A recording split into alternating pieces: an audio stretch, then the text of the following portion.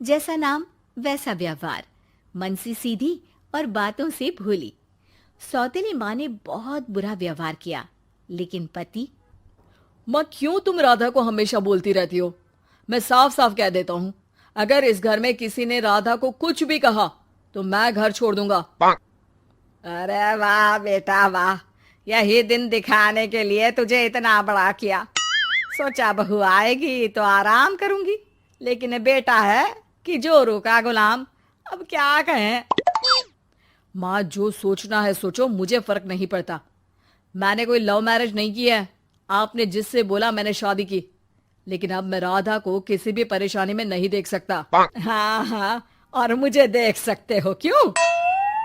अरे माँ, देखना तो मैं तुझे भी नहीं चाहता, लेकिन खुद सोच, राधा के आने से पहले तुम पूरा खाना बनाती थी, लेकिन अब जब से राधा आई है एक गिलास पानी भी खुद से नहीं लेती। अरे भाई, राधा भी तो मेरी ही उम्र की है।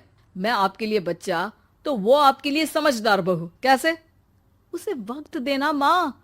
वो थक जाती है, रोती है, उसके पैर में दर्द होता है। आपको वो क्यों नहीं दिखता माँ? नहीं नहीं, ऐसा कुछ भी नहीं है। अरे वाह जी वाह, सारी तीली लगा दी। अब बोल रही है कि ना जी ना, कोई बात ना है। तीली? क्या बोल रही हैं आप सासू माँ? अरे राधा, तुम चिंता ना करो। माँ की आदत है हर बात पर ताने देने की। तुम कमरे में जाओ, मैं ग्रीन टी लेकर आ रहा हूँ। सास बेटे की हरकत से आग बबूली हो जाती है। बेटा, तूने आज प्रूव कर दिया कि बेटा कभी अपना नहीं होता। अरे जोरू के गुलाम, शर्म कर शर्म। तेरी माँ हूँ, सास नहीं जो खरी खोटी सुना रहा है कल की आई दुल्हन के आगे। अरे बहू बनना आसान ना है। बेटा, जो कि अपनी नई नवेली पत्नी पर जान छिड़कता था, माँ की बातों से गुस्सा हो जाता है। माँ, साफ साफ बात करो। तुम राधा को कभी कुछ नहीं कहोगी, इसके लिए मैं क्या कर सकता हूँ? कुछ नहीं कहूंगी? अरे बेटा, बावला हो गया है क्या? तू जिस दिन पैदा हुआ था ना, उसी दिन सोच लिया था मैंने कि तेरी शादी के बाद बहू पर हुक्म चलाऊंगी, पैर दबवाऊंगी, ताने दूंगी और जुल्म भी ढाऊंगी। बाप रे बाप! माँ, आप कैसे ऐसे सोच सकती हो? राधा छोटी है मुझसे भी, और उसके लिए ऐसे सोच। अरे बेटा, एक बेटी का बाप और माँ उससे बचपन से ही सहनशीलता सिखाते हैं, जिससे कि वो कुछ भी सुनने के लिए तैयार रहे। वो जैसे ईंट होती है ना, शुरू में जितना पकाओगे आगे जाकर उतनी ही मजबूत बनेगी और बुलंद इमारत बनाएगी, समझे? देखो माँ, मैं कोई मजदूर तो हूं नहीं, इंजीनियर हूं, वो भी बड़ी कंपनी में। चलो, लॉकडाउन के कारण मैं घर से काम कर रहा हूं, तो आज से मुझे ही अपनी बहू समझो, लेकिन राधा को कुछ भी कहने की जरूरत नहीं है। हाँ भाई हाँ, ठीक है भाई। तेरे मजनू बनने से मैं थोड़ी ना सास बनने की अपनी ख्वाहिशों का गला घोंट दूं, हैं? मुझे कोई ना कोई तो चाहिए ना हुक्म चलाने के लिए।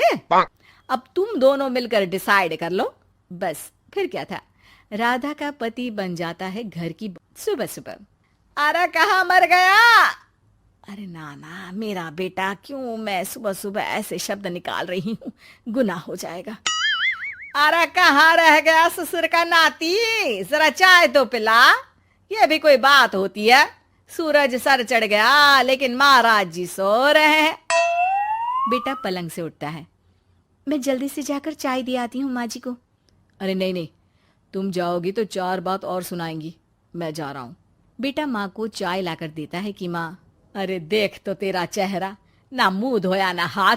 जा जाकर हुलिया ठीक कर ले और उस करमजली को बोल कि नाश्ता बनाए। करमजली? अरे माँ, कुछ तो शर्म कर।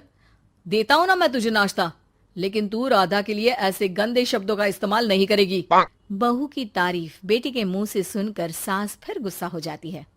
अरे जा जा जाकर नाश्ता लेकर आ। और हाँ, 15 मिनट में मैं नहा कर निकल रही हूँ। नाश्ता ना आया तो खाल उधेड़ दूंगी। फिर मन ही मन सोचती है, नहीं नहीं, ये तो मेरा ही बेटा है। खाल उखड़े उसके दुश्मन की। अब मतलब तेरी राधा की खाल, समझा ना? अरे यार, ये सब क्या है? नेचर की कॉल भी आ रही है और 15 मिनट में नाश्ता। भगवान, कैसी मुश्किल जिंदगी बनाई है आपने औरतों की। बेचारी कैसे जिएंगी। बेचारा बेटा किचन में जाता है जहाँ राधा आलू पूठी बनाकर उसका इंतजार कर रही होती है। आप मेरे लिए इतना कर रहे हैं तो क्या मैं आपके लिए इतना भी नहीं कर सकती? ये लीजिए, नाश्ता बना दिया है, दे आइए माँ जी को। अरे थैंक्स राधा, माँ नहाने गई है, मैं बस अभी आया। ये नाश्ता यहीं रख दो, मैं आकर दे दूंगा माँ को। थोड़ी देर में माँ की आवाज आती है। अरे कहाँ रह गए? 15 मिनट हो गई, नाश्ता कहाँ है? बेटा हाथ में वही आलू पूठी वाली थाली लेकर खड़ा हो जाता है माँ के सामने। ये रहा नाश्ता, लो खाओ। माँ थोड़ा सा खाना खाती है और फिर छी छी, ठंडा खाना, यही सिखाया है तेरी माँ ने? फिर थोड़ा सोचकर रुक जाती है। इसकी माँ तो मैं ही हूँ, खुद पर ही सवाल कर रही हूँ मैं। नाची ना। अरे बेटा, नाश्ता गर्मा गर्म अच्छा लगता है, खास करके पूड़ियाँ। पूड़ी तो छन से छने और टन से प्लेट में आ जाए। देखा माँ, जो बातें आप राधा को सुनाती हो वो अपने बेटे को सुनाने में कितना दुख होता है। तो जैसे आप मुझे सोचती हो वैसा ही राधा को भी समझा करो ना। अरे जितने लाड प्यार से आपने मुझे बड़ा किया, क्या उसकी माँ ने नहीं किया? हाँ हाँ पता है, उपदेश मत दे। लड़की का काम ही क्या होता है? खाना बनाना। और खाना बनाने में कौन सा बड़ा काम है? फिर सारा दिन घर में पलंग ही तो तोड़ना है। अब तू बता, तू अपने से तुलना कैसे कर सकता है उसकी? कर सकता हूँ माँ। मैं अगर बहू की बेटे से तुलना करने में आ गया ना, तो तुझे समझ में आएगा कि बहू की जिम्मेदारी भी कम नहीं होती। मेरा दोस्त है ना राम, जानती हो ना? हाँ हाँ, क्यों नहीं जानूंगी। उसकी बीवी और माँ में नहीं बनती। बीवी ये मोटे मोटे ताने सास को देती है और सास उसे। हाँ हाँ तो फिर क्या, घर ठीक से चल नहीं पा रहा था। सास कहती बहू काम सारा करे, बहू का कहना था कि सास मदद करे। ऐसे में बेचारा न लंच लाता और ना ठीक से खा कर आता। नतीजा, बीमार रहने लगा। ऑफिस की नौकरी गई, खर्चा खाना सब बंद।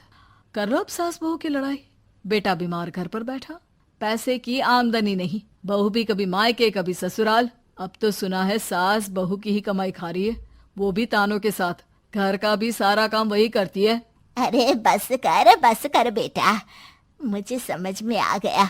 तू तो बेटा ही रहे। बहू को अब बहू नहीं, मैं बेटी बना कर रखूंगी।